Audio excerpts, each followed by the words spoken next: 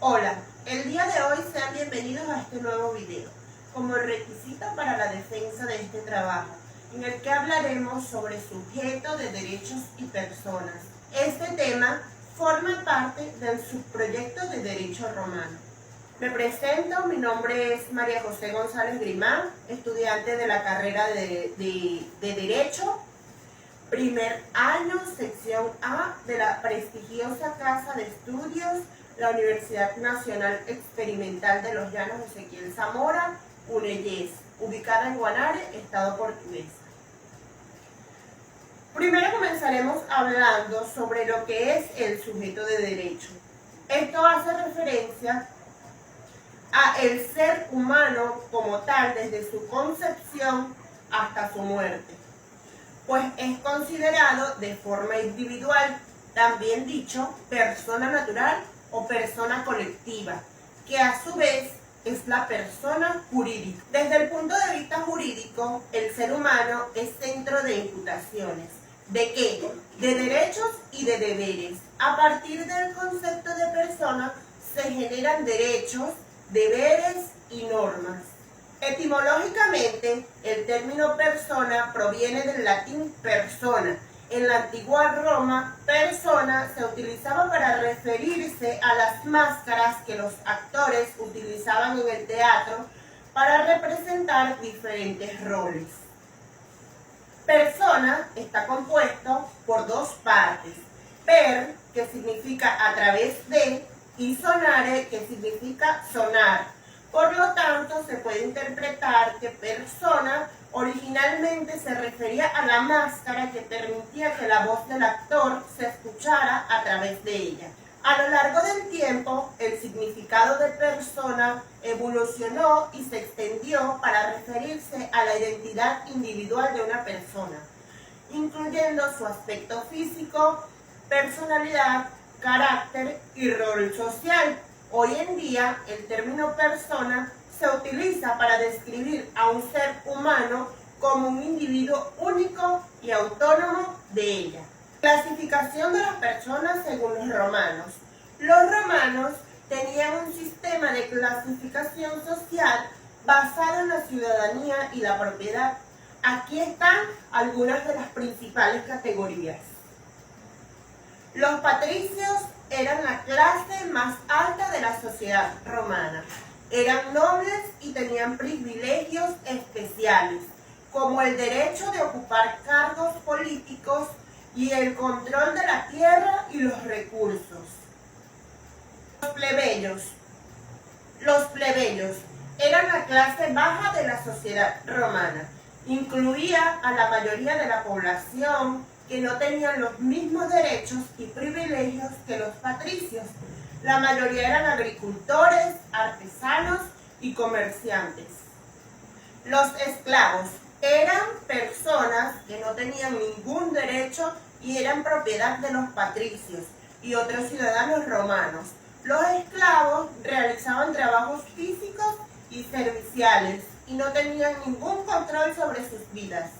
Es importante tener en cuenta que esta clasificación era simplista y había muchas otras categorías y subdivisiones dentro de la sociedad romana. Además, las mujeres tenían un estatus social diferente al de los hombres y los extranjeros también tenían su propia clasificación. Personas naturales, físicas o humanas. El derecho romano conoció dos tipos de personas: las físicas o las naturales y aquellas que pertenecieron a la categoría de personas jurídicas.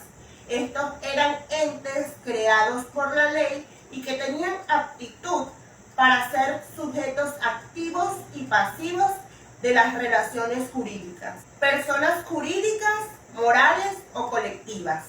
Es una personalidad jurídica conformada por personas físicas y o morales que se unen para la realización de un fin colectivo. Son entes creados por el derecho. Sin embargo, la ley les otorga capacidad jurídica para tener derechos y obligaciones. Por acá tenemos a los sujetos de derecho. En términos legales, se considera que todas las personas son son sujetos de derecho, es decir, tienen capacidad de ejercer derechos y de asumir obligaciones. Dentro de los sujetos de derecho encontramos distintas categorías. Personas naturales son los individuos considerados como personas desde el momento de su nacimiento hasta su muerte.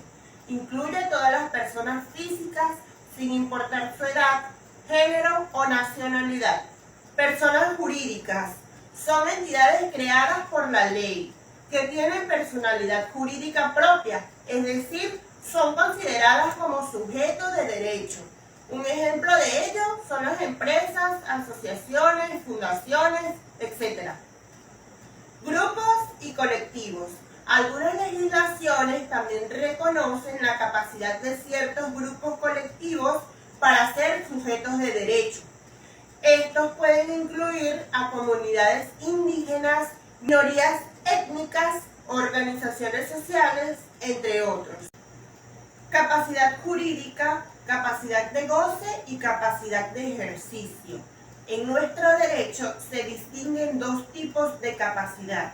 La capacidad de goce, que consiste en la aptitud legal para adquirir derechos y obligaciones, y que es consustancial a ser persona.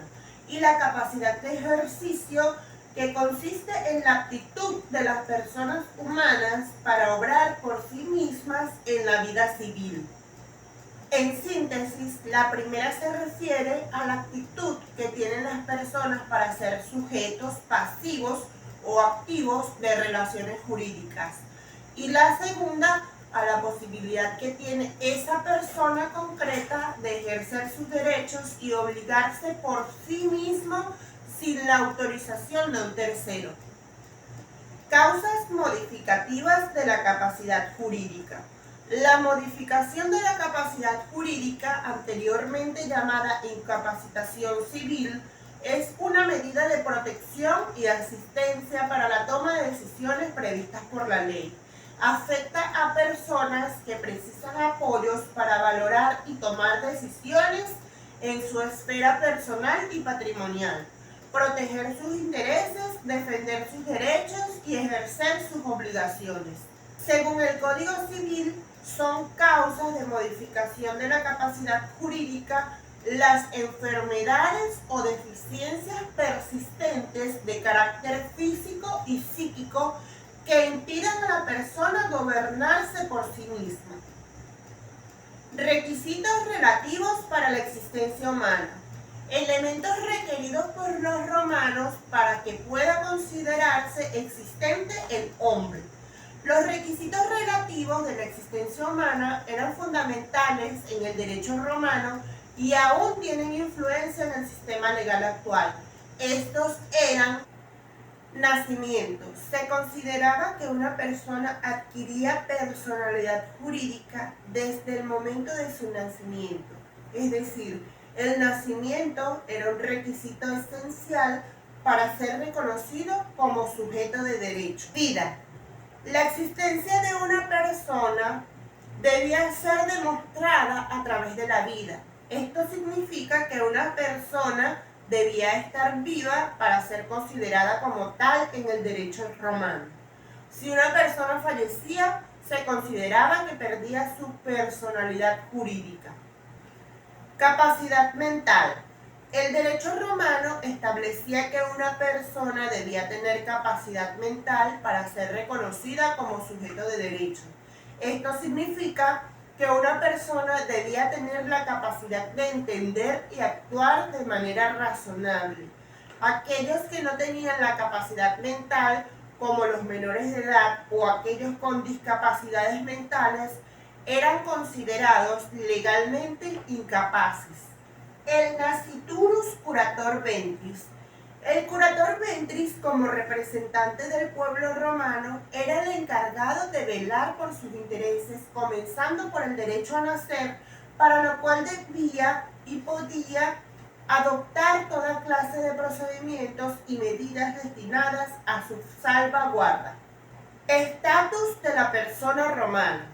En Roma, para poder ser titulares de derechos y además poder celebrar negocios jurídicos, se requería tener tres estatus: status libertatis, status civitatis y status familiae. El status libertatis se refería a ser libre y no esclavo.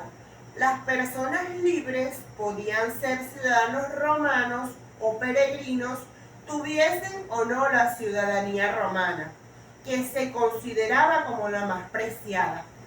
El status civitatis o el estatus positivo es el conjunto de facultades o derechos que el ordenamiento jurídico concede al individuo para reclamar o proteger sus propios intereses.